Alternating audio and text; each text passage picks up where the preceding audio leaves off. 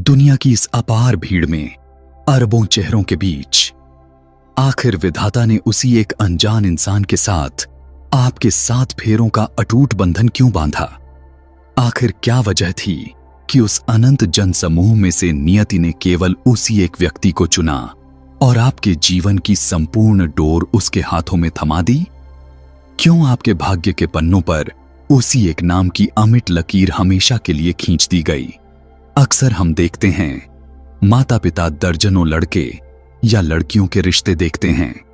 कभी बात आगे बढ़ती है तो कभी लड़का पसंद नहीं आता और कभी लड़की पक्ष वाले मना कर देते हैं। कई बार तो रिश्ता सगाई तक पहुंचकर भी टूट जाता है। थक हार कर अंत में माता पिता की जुबां पर बस एक ही सत्य आता है कि जहां विधाता ने गांठ बांधी होगी, गठबंधन तो वहीं होकर रहेगा। लेकिन क्या आपने कभी सोचा है कि इतने लोगों से मिलने के बाद वही एक इंसान आपके जीवन का स्थायी हिस्सा कैसे बन गया? क्या यह केवल एक संयोग है या फिर इसके पीछे प्रारब्ध का कोई बहुत बड़ा रहस्य छिपा है? क्या आपने कभी अकेले में बैठकर यह सोचा है कि मुझे यही पति या यही पत्नी क्यों मिली? प्रिय भक्तों, अक्सर देखा जाता है कि हम विवाह के लिए कुंडली के 36 गुण मिलाते हैं, फिर भी रिश्तों में कड़वाहट क्यों रहती है? क्यों वही धर्मपत्नी जो अपने माता पिता और अपना सर्वस्व त्याग कर आपके घर को संवारती है, जो आपके घर की साक्षात लक्ष्मी है, उसके साथ भी आपके संबंध नर्क जैसे हो जाते हैं? वही घर जहां प्यार होना चाहिए था, वहां बिना किसी बड़ी वजह के छोटी छोटी बातों पर झगड़े होने लगते हैं। कल तक जो एक दूसरे के बिना रह नहीं सकते थे, आज उनके बीच इतनी कड़वाहट आ जाती है कि एक ही छत के नीचे रहते हुए भी दोनों के दिल मीलों दूर हो जाते हैं। इंसान समझ ही नहीं पाता कि जिस रिश्ते को उसने इतनी उम्मीदों से शुरू किया था, वह बोझ कैसे बन गया। तब मन में यह सवाल आता है कि क्या मेरी किस्मत ही खराब थी या भगवान ने मेरे साथ अन्याय किया? लेकिन हमारे शास्त्र और गरुड़ पुराण कहते हैं कि इस दुनिया में एक पत्ता भी बिना कारण के नहीं हिलता। तो फिर आपका जीवन साथी, जो आपके सुख और दुख का सबसे बड़ा कारण है, वह बिना किसी वजह के आपके जीवन में कैसे आ सकता है? प्रिय भक्तों, आगे बढ़ने से पहले मैं आपसे एक हृदय की बात पूछना चाहता हूं। क्या आज इस वीडियो को देखते हुए आपके मन में यह सवाल नहीं उठ रहा, क्या यह मेरी ही कहानी है? जिस चेहरे को देखकर कभी सुकून मिलता था, आज उसे देखते ही मन भारी क्यों हो जाता है और हृदय में एक अनकहा दर्द उठने लगता है? क्या उस आत्मा से कोई पुराना संबंध है या पिछले जन्म का कोई अधूरा हिसाब जो इस जन्म में जीवन साथी बनकर सामने आ गया है? यह सुनने में कड़वा लग सकता है, पर सत्य हमेशा मीठा नहीं होता। भक्तों, दिव्य वेदम आज आपके इन्हीं अनकहे आंसुओं का जवाब लेकर आया है। अगर आपको भी अपनी आंखों के सामने अपनी ही जिंदगी की तस्वीर दिखाई दे रही है, तो कमेंट में जय श्री राम लिखकर अपनी उपस्थिति जरूर दें और इस वीडियो को लाइक करें। यदि आप भी अपने जीवन के दुखों को ज्ञान के प्रकाश से मिटाना चाहते हैं, तो हमारे परिवार दिव्य वेदम को अब भी सब्सक्राइब करें। इस परम रहस्य को पूरा जानने के लिए वीडियो के अंत तक बने रहिए, क्योंकि आधा ज्ञान कभी मोक्ष का मार्ग नहीं बन सकता। चलिए अब जानते हैं उस ऋणानुबंध के बारे में जो आपके जीवन की दिशा तय कर रहा है। अब प्रश्न यह है, क्या यह कड़वाहट कभी खत्म होगी? क्या है इसका उपाय? प्रिय भक्तों, यहां एक बहुत गहरी लेकिन सरल बात समझिए। गरुड़ पुराण यह नहीं कहता कि मनुष्य केवल सजा भुगतने के लिए जन्म लेता है। कर्म का नियम दंड देने के लिए नहीं, बल्कि हमें सुधारने और जागृत करने के लिए है। यदि जीवन साथी का स्वभाव कठोर है, तो वह आपको तोड़ने नहीं, बल्कि भीतर से मजबूत बनाने आया है। जैसे सोना आग में तपने के बाद ही शुद्ध बनता है, वैसे ही आत्मा भी संघर्ष से गुजरकर अपने संस्कारों को उज्ज्वल करती है। इसलिए हर कष्ट के साथ आत्मिक उन्नति का एक द्वार भी खुलता है, और जिस दिन आप इस सत्य को स्वीकार कर लेते हैं, उसी दिन आपका दर्द तपस्या में बदलने लगता है। प्रिय भक्तों, प्रारब्ध यानी पिछले जन्मों के इस कर्ज को उतारने के दो ही तरीके होते हैं। पहला तरीका, या तो आप इसे भुगत कर खत्म करें, यानी जीवन की हर कड़वाहट और संघर्ष को ईश्वर का न्याय मानकर बिना किसी शिकायत के धैर्य के साथ स्वीकार कर लें। इसे ही कर्मों का भोग कहते हैं, ताकि वह पुराना हिसाब यहीं कट जाए। या फिर दूसरा तरीका, अपनी आध्यात्मिक कमाई इतनी बढ़ा लें कि वह पुराना कर्ज छोटा पड़ जाए।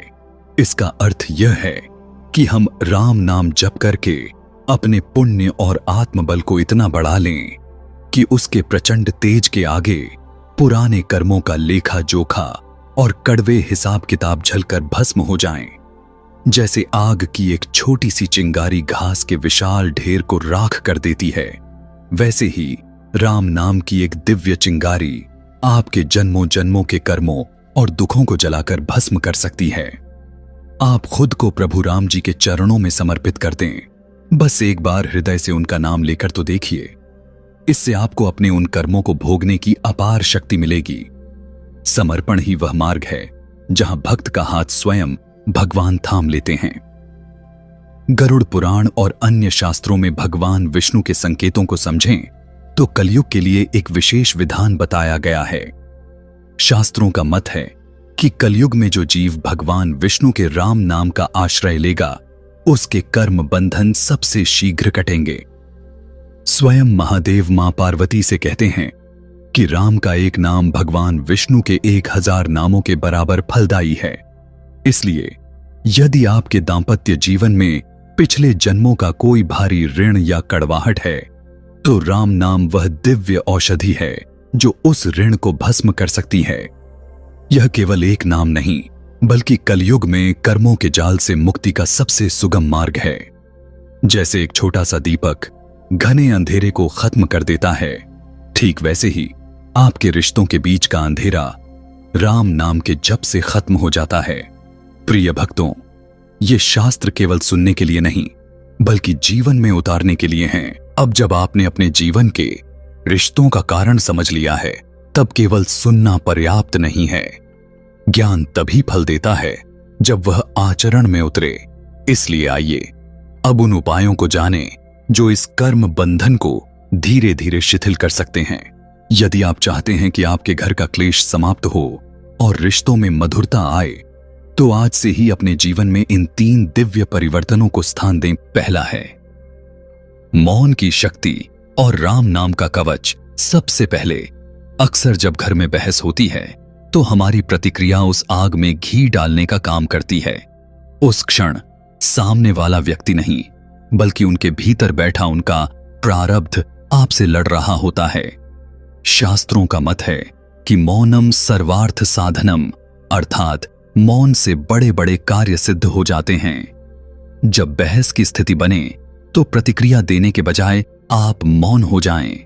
लेकिन यह मौन केवल बाहर से नहीं, बल्कि भीतर से भी होना चाहिए। उस समय मन ही मन राम राम का जप करना शुरू कर दें। इसके पीछे का गहरा रहस्य समझिए। जब आप राम नाम का जप करते हैं तो आपके चारों ओर एक सकारात्मक सुरक्षा कवच बन जाता है। आपकी शांति सामने वाले के क्रोध की तरंगों को आपसे टकराकर वापस लौटने पर मजबूर कर देती है, जिससे उनका क्रोध अपने आप शांत होने लगता है। जैसे ही आप शांत होकर राम नाम में डूबते हैं, सामने वाले की नकारात्मकता को आपकी ओर से कोई प्रत्युत्तर या ऊर्जा नहीं मिलती और वह क्रोध की अग्नि स्वतः ही ठंडी हो जाती है। यह मौन हारना नहीं है, बल्कि अपनी ऊर्जा का संरक्षण है। दूसरा मार्ग है मन को हल्का करने की शक्ति। इसे बहुत बड़ा अनुष्ठान मत मानिए। बस जब आप रात को सोने के लिए बिस्तर पर जाएं, तो आंखें बंद करके 1 मिनट के लिए अपनी पूरी दिन भर की कड़वाहट को भगवान को सौंप दें। मन ही मन प्रभु से कहें, हे रामचंद्र जी, आज जो कुछ भी हुआ, जैसा भी झगड़ा हुआ, मैं उसे यहीं छोड़ता हूं। मैंने उन्हें हृदय से क्षमा किया, और यदि आज मेरी वाणी या व्यवहार से उन्हें कोई कष्ट पहुंचा हो, तो मैं उनकी आत्मा से और आपसे क्षमा मांगता हूं। हे प्रभु, हमारे बीच के इस कड़वे हिसाब को यहीं समाप्त कर दें और हम दोनों को सद्बुद्धि दें ऐसा रोज करने से आपका मन भारी नहीं होगा और आप चैन की नींद सो पाएंगे।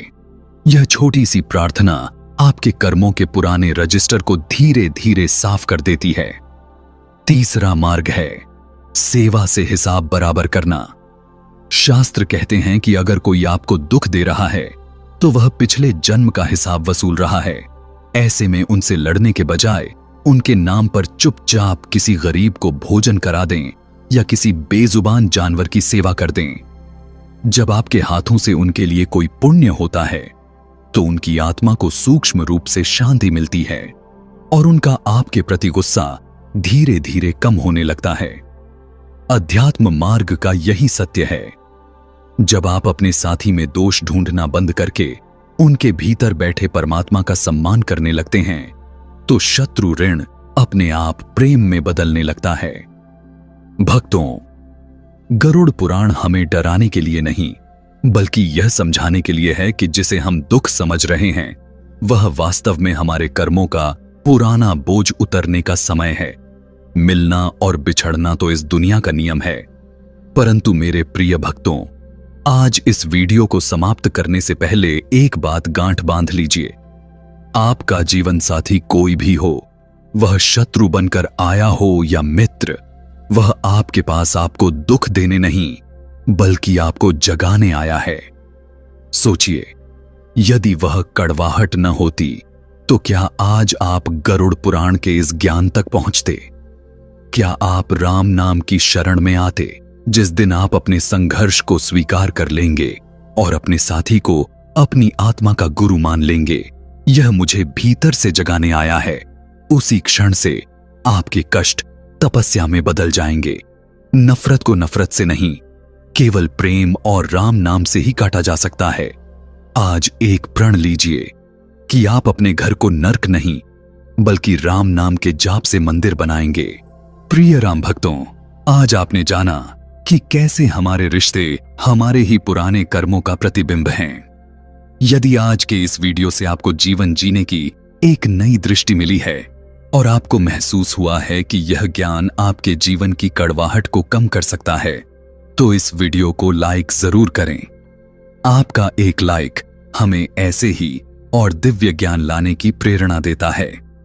मेरा आपसे एक छोटा सा निवेदन है, चलिए इस राम नाम की पावन ज्योति को घर घर तक पहुंचाते हैं। इस वीडियो को अपने उन अपनों के साथ शेयर करें जो जीवन के संघर्षों से थके हुए हैं, जो अपनी जिंदगी से परेशान हैं या अपने साथी के साथ कड़वे रिश्तों से टूट चुके हैं।